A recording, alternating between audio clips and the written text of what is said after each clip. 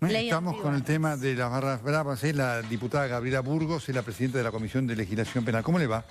Muy bien. Estamos con, además, Fernando González. Le recomiendo, si no leyó, que lea el Barra Brava de Fernando González, porque además está magistralmente escrito, es una descripción de lo que está pasando ahora. No lo leí, Perfecto, la verdad. se lo recomiendo.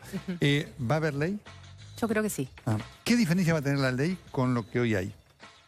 En primer lugar, que se agravan penas, que no es lo definitivo de eso para que se apliquen esas medidas, pero es el agravamiento de pena de alguna manera puede incentivar para que algunos hechos no se cometan.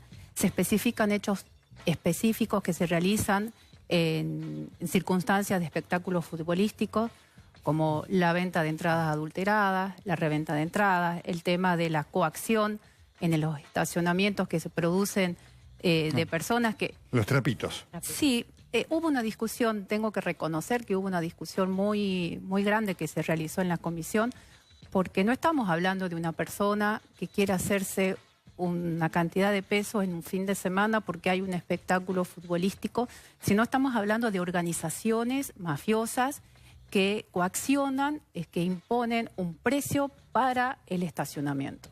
Esta semana pasada, por lo menos acá en Cava, se sancionó una ordenanza donde directamente se las prohíbe, es una medida que se toma al respecto y bueno, acá también establecemos ese tipo de sanciones. Diputada, puntualmente en cuanto a las penas, entiendo que el foco también es preventivo y no solamente punitivista, pero acá hemos hablado mucho respecto de que en algún momento tiene que empezar a tener un costo la conducta delictiva, digamos. Sí. ¿Se prevén penas con prisión efectiva? Sí.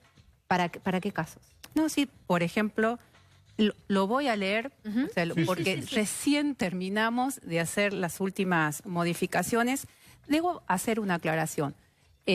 Cuando vino el proyecto había unas penas muy excesivamente elevadas. Nosotros tenemos un código penal, nosotros tenemos una plataforma que debemos también cuidar porque si no se exacerban las penas. Tenemos un cierto equilibrio.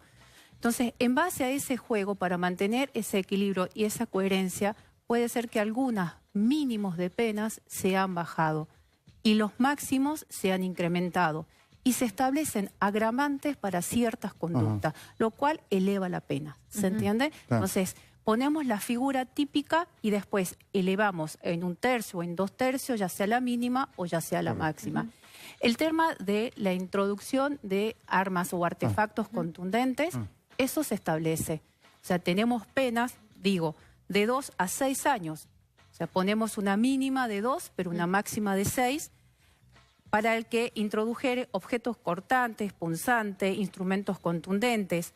Esa pena se eleva de 4 a 8, ya estamos hablando de una pena efectiva, cuando los instrumentos que se introdujeren fueran artefactos explosivos, que no es lo mismo que una bengala, que no es lo mismo que un arma blanca. Y de esa manera estamos hablando de penas efectivas. Para los trapitos, por ejemplo, asociados a la barra e incluso asociados a la policía. Yo el sábado fui a ver el recital de Ciro y los Persas y en River. Al lado de en River, exactamente, y al lado de Obras Sanitarias me cobraron 200 pesos un trapito asociado a la barra de River, asociado a la policía. O sea, que todavía no entró en vigencia, digamos, porque los muchachos siguen cobrando. ¿Cuál sería la pena, por ejemplo, para ese caso concreto? A ver, se impone una pena de 1 mes a 4 años a las personas que en el ámbito de los espectáculos futbolísticos ofreciera el servicio de cuidado, que no está permitido, ¿no? Ofreciera el servicio de cuidado de vehículos en establecimientos. Ahora, dentro de una circunscripción de 2 kilómetros. Ahora, si se aplica coacción, o sea, yo te pongo un precio. No estamos hablando de cuando en la circunscripción existe una reglamentación que establece el pago para un estacionamiento claro, y que esté debidamente reglamentado. Acá, cuando hay una coacción o cuando establecen esta medida o realizan estas acciones, personas que están dentro de la base de datos, porque establecemos un registro, una base de datos de aquellas personas que tienen ciertas prohibiciones administrativas para el ingreso a los clubes. ¿Sí? Entonces, cuando esta medida lo hace una persona de esas características y emplea coacción, la pena se eleva de 3 a 5 años. Voy a ser un poco crítico, diputada, y por supuesto. Yo creo que así como está, eso no sirve para nada. Perdóneme que le diga porque... ¿Cómo comprueba Fernando el otro día la coacción? Porque puede ser que se lo pida amablemente, pero uno se siente coaccionado por la persona que se lo pide amablemente, porque uno se lo da, bueno, son 200 pesos, él se lo da porque si no sabe que le rompe el auto. Es el problema. Es que el principio está prohibido. El principio está prohibido. O sea, la pena es de prohibición. Se agrava cuando lo realizan estas personas. Ahora, no lo hace valer, digo, ningún policía... Porque además, ¿cómo, A ver, ¿cómo acá demuestra tiene uno que es integrante de la barra brava? Es imposible hacerlo eso. Bueno, creo que está como más que sobreentendido, y si bien en penal no se aplica ni analogía y no hay posturas que están sobreentendidas, vuelvo a decir, no es una persona individual que quiera hacerse unos pesos el fin de semana. Estamos hablando de organizaciones. Los bajan en los colectivos, los bajan en los camiones y justamente son organizaciones delictivas. Ahora, es de conocimiento público que muchas barras funcionan como fuerza de choque de muchos partidos políticos. En este caso, y en este sentido, ¿los legisladores y los funcionarios pueden a su vez ser integrantes de comisiones de clubes?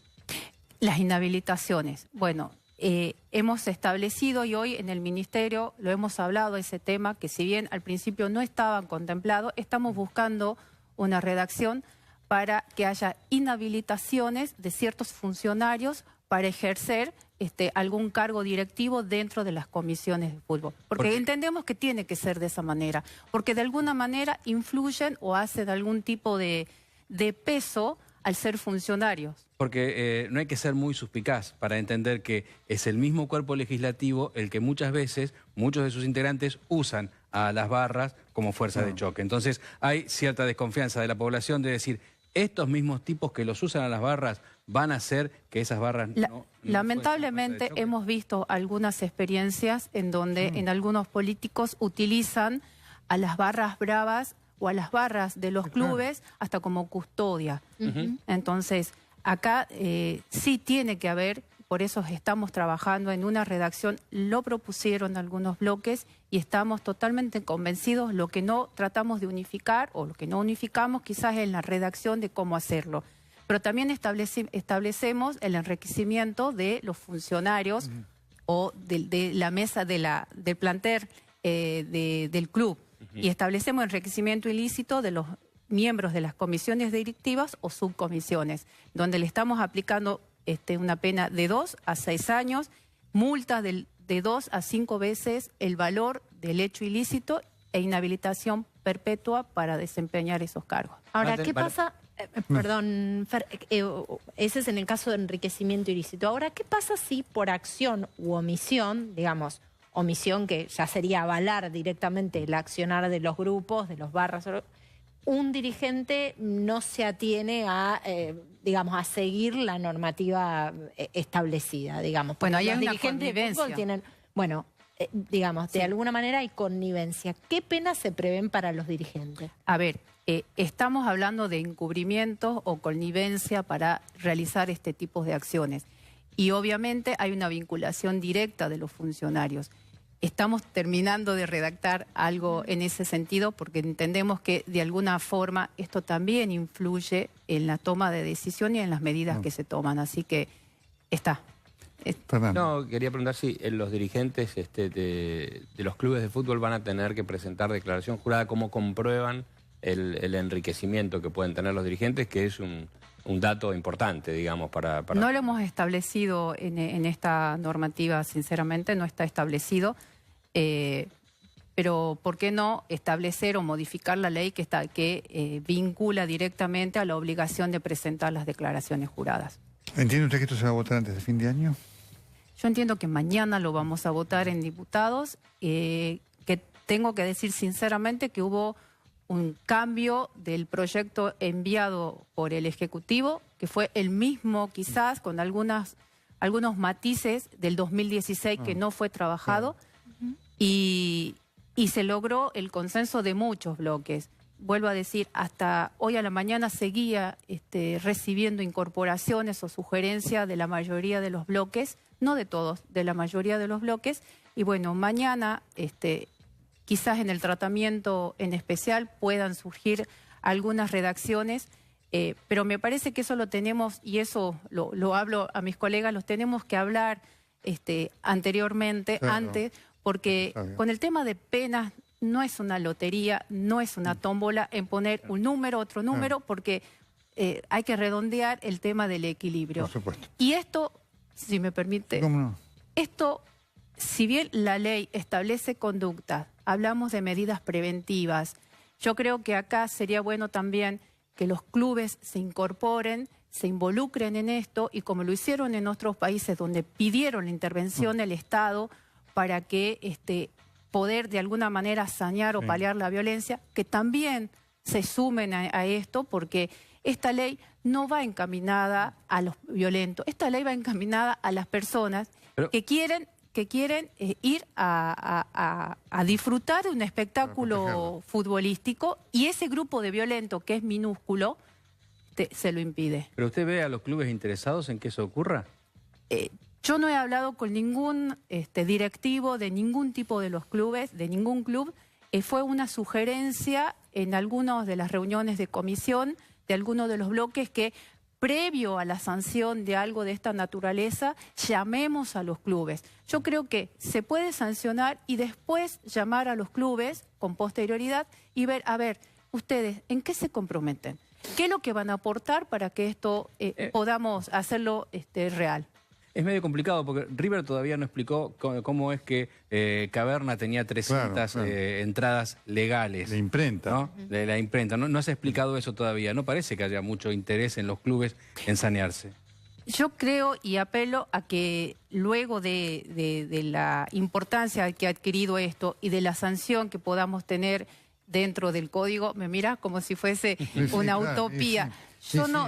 Yo creo que la sociedad hoy en día está participando masivamente en muchas cosas que antes eran conductas naturalizadas y las están desnaturalizando, como hemos visto, hay muchas cosas, denuncias de todo tipo, de abusos, por ejemplo, y estamos viendo cómo la sociedad se está animando. Digo, ¿por qué no que sean hasta los mismos socios de los clubes que les obliguen a los directivos a tomar ese tipo de medidas? Perdón, pero a veces se termina instalando, a veces tristemente, cierta anomia o cierto descreimiento cuando vemos en las noticias que una persona que lanza un proyectil al día siguiente está dando una nota desde su casa.